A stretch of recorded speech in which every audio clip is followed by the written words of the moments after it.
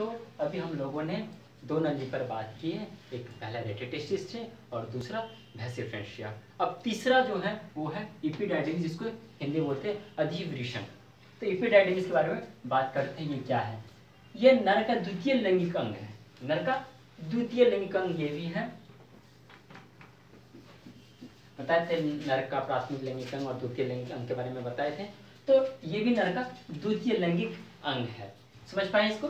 अब ये प्रत्येक वृषण के पीछे किनारे में होते हैं। मान लेते हैं ये वृषण है, ये वृषण है, इसके किनारे में ऐसे देखे थे डायग्राम। वृषण के किनारे जो है ये है इपिडाइडिमिस, इसी को बोलते हैं अधिवृषण। तो यह प्रत्येक वृषण के पीछे किनारे में होते हैं। ये वृषण है, वृषण के पीछे किनारे में। इस अधिवृषण की संख्या 2 होते हैं। देखिए, जब एक टेस्टिस है तो एक अधिवृषण होंगे, 2 टेस्टिस है 2 अधिवृषण हो जाएंगे। अधिवृषण का 3 भाग होते हैं। देखिए, ये पहला भाग हो गए, ये दूसरा भाग हो गया बीच का, और सबसे नीचे तीसरा भाग होगा। तो अधिवृषण का 3 भाग का नाम क्या है? कपूट इपिडाइडिमिस, इसको बोलते हैं हम लोग हेड वाला पोर्शन। देखिए, कपूट का अर्थ होते हैं हेड। दूसरा है कॉर्पस इपिडाइडिमिस, जिसको हम लोग बोलते हैं कॉर्पस का अर्थ होते हैं बॉडी, बॉडी ये वाला पोर्शन। और तीसरा है कॉर्डा इपिडाइडिमिस, टेल वाला पोर्शन। ये देखिए क्या कहते हैं कि ये अधिवृषण का कार्य समझते हैं। अधिवृषण का कार्य क्या है? अधिवृषण का संरचना समझ गए, अधिवृषण की संख्या पता चला, और अधिवृषण जो है वो नर का द्वितीय लैंगिक अंग है। अब देखिए, अधिवृषण शुक्राणु को 18 से 24 घंटे तक अपने पास संग्रहित रखते हैं। ठीक है, ये शुक्राणु को बनाए, आगे भेजे सेमिनिफरस ट्यूब्यूल से रेटेटेस्टिस, रेटेटेस्टिस से वैसिफरेंशिया, और वैसिफरेंशिया से इपिडाइडिमिस के पास पहुंचे। इपिडाइडिमिस इस स्पर्म को 18 से 24 घंटा तक अपने पास जमा रखते हैं और उसको क्या करते हैं? पोषण प्रदान करते हैं ताकि वो परिपक्व हो सके। इपिडाइडिमिस का कार्य कितना इंपॉर्टेंट है पता चल रहा है, इसलिए इसको द्वितीय लैंगिक अंग भी कहा गया। ये जो है उसको परिपक्व कर देते हैं। कौन? इपिडाइडिमिस। अधिवृषण शुक्राणु को 18 से 24 घंटे तक संग्रहित रखते हैं तथा शुक्राणु को परिपक्व होने के लिए पोषण प्रदान करते हैं। ठीक है, आगे बढ़ते हैं। शुक्रवाहिनी वैस डिफरेंस, या इसी का दूसरा नाम है सेमिनल डक्ट, या इसी का दूसरा नाम है ductus difference. Ductus difference, seminal duct या फिर वैस डिफरेंस, तीनों एक ही नाम है। और शुक्रवाहिनी इसका हिंदी नाम है। सबका एक ही नाम है, हिंदी में एक ही नाम दिया गया शुक्रवाहिनी, बस इंग्लिश में सबका टर्म अलग अलग दिया गया। शुक्रवाहिनी ये भी नर का द्वितीय लैंगिक अंग है, ये भी नर का द्वितीय लैंगिक अंग। यहां से आप देखे थे इपिडाइडिमिस के ऊपर वाला पोर्शन से दोनों इपिडाइडिमिस से नली निकला हुआ रहता है, लंबा सा नली निकला हुआ रहता है दोनों तरफ से, और वो जाके शुक्राशय से सेमिनल वेसिकल्स के नली से जुड़ जाता है। वास्तव में इपिडाइडिमिस से स्पर्म को ले जाने के लिए कोई तो नली चाहिए तो जो नली है उसी नली को हम लोग बोलते हैं वैस डिफरेंस या शुक्रवाहिनी। देखिए, शुक्रवाहिनी, वाहिनी मतलब ले जाना, शुक्र मतलब शुक्राणु को ले जाने वाला। यह नर का द्वितीय लैंगिक अंग है। क्लियर? इसकी लंबाई 30 सेंटीमीटर होता है। एक है 30 सेंटीमीटर, दूसरा भी होगा 30 सेंटीमीटर। इसकी संख्या 2 होती है। जब 2 टेस्टिस है, 2 इपिडाइडिमिस है, तो 2 वैस डिफरेंस भी होंगे। यह इनगुइनल कैनाल मूत्राशय से होते हुए, अब ये इनगुइनल कैनाल और मूत्राशय क्या होते हैं इसके बारे में समझाते हैं। इनगुइनल कैनाल स्क्रोटम में होते हैं, तो वहां से होते हुए ये स्क्रोटम का डायग्राम था, इसको ये स्क्रोटम का डायग्राम था, और इसके अंदर एक नली आया हुआ था। इस नली को हम लोग बोलते हैं इनगुइनल कैनाल। ठीक है, इस कैनाल से होते हुए यूरिनरी ब्लैडर, जिसको हम लोग मूत्राशय बोलते हैं, जहाँ पे यूरिन जमा होता है, आगे में जो ऐसे करके 2 आए थे और ये वाला पोर्शन, इसको बोलते हैं यूरिनरी ब्लैडर। ये 2 नली आए हुए थे,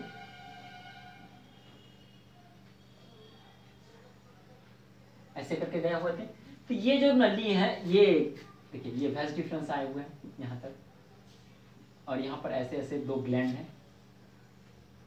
ठीक है, तो देखिए ये कहाँ से होते हुए जा रहे हैं? इनगुइनल कैनाल तो समझ पाए कि स्क्रोटम के अंदर है ही, स्क्रोटम से होते हुए इनगुइनल कैनाल से जाएंगे। और दूसरा जो मूत्राशय ये है यूरिनरी ब्लैडर, यहाँ पे ही मूत्र जमा होते हैं। तो यहाँ से होते हुए शुक्राशय सेमिनल वेसिकल्स है, ये सेमिनल वेसिकल्स, ये सेमिनल वेसिकल्स, दोनों के नली से जुड़ जाते हैं। नली से जुड़ता है और सखलन नली इजुकुलेटरी डक्ट का निर्माण करता है। जब दोनों डक्ट इजुकुलेटरी डक्ट क्या हो गए, सेमिनल वेसिकल्स का ट्यूब नली और वैस डिफरेंस का नली जब आपस में जुड़ जाते हैं तो एक नया नली बनाते हैं जिसका नाम है इजुकुलेटरी डक्ट। इजुकुलेटरी डक्ट में कौन कौन से नली आते हैं, तो सेमिनल वेसिकल्स का डक्ट और ये वैस डिफरेंस का डक्ट, ये दोनों डक्ट मिलकर इजुकुलेटरी डक्ट बनाते हैं। तो ये क्लियर हो गया।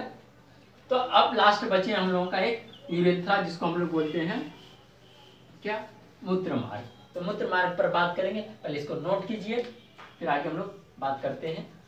सब समझ पाए कि ये कितना, अभी तक हम लोग 4 नली के बारे में समझ पढ़ चुके हैं। तो 4 नली में हम लोग सबके बारे में एक एक करके समझें कि क्या क्या होते हैं।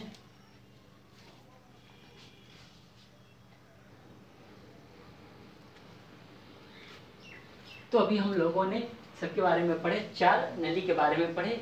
अब जो है लास्ट जो नली है मूत्र मार्ग, उससे पहले अभी थोड़ा देर पहले जिक्र हुआ था इजुकुलेटरी डक्ट। इजुकुलेटरी डक्ट क्या थे, इजुकुलेटरी डक्ट किसके किसके मिलने से बने थे, वैस डिफरेंस और सेमिनल वेसिकल्स के नली के मिलने से इजुकुलेटरी डक्ट बने। इसके बारे में भी थोड़ा 2 लाइन लिख दिया है। इसकी संख्या 2 होती है। अब देखिए कि 2 वैस डिफरेंस हैं, 2 सेमिनल वेसिकल्स हैं, तो इसकी भी 2 नली होंगे। ठीक है, तो इजुकुलेटरी डक्ट की संख्या कितना है, 2। इसकी लंबाई बहुत कम, 2 सेंटीमीटर होते हैं। यह शुक्रवाहिनी तथा शुक्राशय के नली के मिलने से बनता है। तो देखें, यह शुक्राणु तथा शुक्राशय के स्राव को मूत्र मार्ग में पहुंचाता है।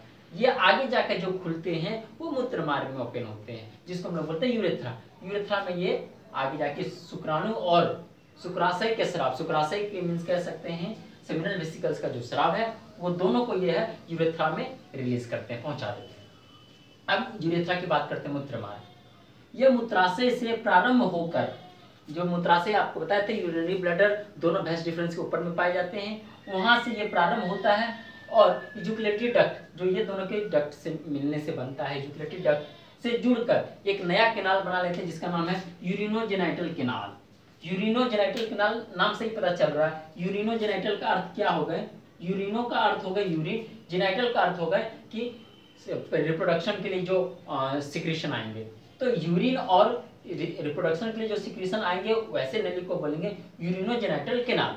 ये कहाँ बनते हैं, यूरेथ्रा और इजुकुलेटरी डक्ट जब मिलते हैं तब बनते हैं यूरिनोजेनाइटल कैनाल। देखिए कैनाल कौन किससे मिलकर बन रहे हैं, तो इजुकुलेटरी डक्ट किससे मिलकर बने थे, ये शुक्रवाहिनी वैस डिफरेंस तथा सेमिनल वेसिकल्स के मिलने से बना। और फिर जो है यूरिनोजेनाइटल कैनाल किससे मिलकर बने, वो बने इजुकुलेटरी डक्ट और यूरेथ्रा से मिलने के बाद बने, सॉरी हाँ यूरेथ्रा के मिलने से बनते हैं। यह मूत्र शुक्राणु तथा शुक्राशय पुरस्थ ग्रंथि एवं कॉपर्स ग्लैंड की स्राव को शरीर से बाहर निकालता है। देखिए यूरेथ्रा में ही जाके इजुकुलेटरी डक्ट भी ओपन हुए और जो है यूट्रस बोलते हैं उसको, यूरिनरी ब्लैडर जिसको हम लोग क्या बोलते हैं, मूत्राशय बोलते हैं, जहाँ पे यूरिन जमा होता है, वो भी जाकर कहाँ पे खुल रहे हैं, वो भी खुल रहे हैं यूरेथ्रा में। और इजुकुलेटरी डक्ट भी कहाँ खुल रहे हैं, यूरेथ्रा में खुल रहे हैं। तो सबका स्राव तो वो लेकर जाएंगे ही जाएंगे। और यूरेथ्रा में पुरस्थ ग्रंथि भी जाकर खुलते हैं, कॉपर्स ग्लैंड भी जाकर खुलते हैं। तो जितना जितना स्राव है, जितने ग्रंथि हैं और शुक्राणु हैं और मूत्र हैं, ये सारे चीज को, शरीर के स्राव को क्या यूरेथ्रा जो है शरीर से बाहर निकालते हैं। वही लिखे हैं, यह मूत्र शुक्राणु तथा शुक्राशय पुरस्थ ग्रंथि एवं कॉपर्स ग्लैंड का स्राव को शरीर से बाहर निकालते हैं। मूत्र मार्ग के अंतिम छोर को यूरेथ्रल मीटस कहते हैं। आप डायग्राम देखे थे एक, ये यूरेथ्रल मीटस का डायग्राम बताते हैं। ये सीसन का डायग्राम है,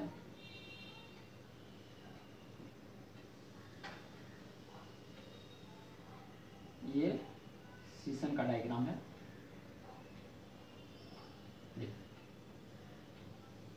ये किसका डायग्राम है, सीसन का। ये जो ओपनिंग है ये वाला, इसी ओपनिंग को हम लोग क्या बोलेंगे, इसी ओपनिंग को बोलेंगे यूरेथ्रल मीटस, जो जहां पे यूरेथ्रा पूरी तरह से खुल के बाहर निकल जाता है, बॉडी से बाहर निकाल देता है इसी के द्वारा। समझ पाए, यूरेथ्रल मीटस। अब देखिए मूत्र मार्ग का 3 भाग होता है। ये कहाँ से स्टार्ट होता है, यूरिनरी ब्लैडर से स्टार्ट होता है, मूत्राशय से स्टार्ट होता है और यूट्रल मीटस तक आकर खत्म होता है। तो उसके बीच में इसका 3 भाग होता है। एक होते हैं प्रोस्टेटिक पार्ट जो 2.5 सेंटीमीटर होते हैं, दूसरा होता है मेम्ब्रेनस पार्ट जो 2.5 सेंटीमीटर का होता है, और तीसरा जो होता है वो पेनाइल पार्ट जो 15 सेंटीमीटर के होते हैं। ये पार्ट्स के बारे में आपको एग्जाम में नहीं पूछेंगे, फिर भी हम आपको बता दिए। ये बताने का कारण क्या था अभी बताते हैं। होता क्या है, जब मेल और फीमेल जब यूरिनाइजेशन करते हैं, मूत्र विसर्जन करते हैं, तो फीमेल जब मूत्र विसर्जन करते हैं तो साउंड क्रिएट होता है, आवाज उत्पन्न होते हैं, और जब नर मूत्र विसर्जन करते हैं तो साउंड उत्पन्न नहीं होते हैं। तो ऐसा क्यों होता है? कारण यह है यूरेथ्रा के लेंथ पर डिपेंड करता है। नर में क्या होता है, यूरेथ्रा का लेंथ कितना होगा 2.5, 2.55 और 50, 20 सेंटीमीटर के लगभग यूरेथ्रा का लंबाई होता है नर में, और मादा में 4 सेंटीमीटर होता है। इस वजह से मादा में ध्वनि उत्पन्न होती है और नर में ध्वनि उत्पन्न नहीं होते हैं। क्लियर हुए? आज जो है नली के बारे में हम लोग सब समझे। सहायक नली कौन कौन से हैं, तो 5 नली के बारे में स्पेशली था। एक इजोक्लिटी डक्ट भी बीच में आ गया, तो उसके बारे में भी थोड़ा डीप कर लिए। तो यहाँ पर एक ये भी बात आपको पता चले कि क्या वजह है कि फीमेल जब यूरिनाइजेशन करते हैं तो साउंड उत्पन्न होते हैं, और मेल जब यूरिनाइजेशन करते हैं तो साउंड उत्पन्न नहीं होते। इसका क्या कारण है, इसके बारे में हम लोग जानेंगे। चलिए पहले इसको नोट कीजिए, फिर अब नेक्स्ट डे हम लोग बात करेंगे किस पे, नेक्स्ट डे हम लोग सहायक ग्रंथि पर बात करेंगे। सहायक ग्रंथि कौन कौन से हैं, कॉपर्स ग्लैंड हैं, प्रोस्टेट ग्लैंड हैं, सेमिनल वेसिकल्स है। नेक्स्ट डे हम लोग इस पर बात करेंगे। चलिए आज का क्लास यहीं पर ड्रॉप करते हैं।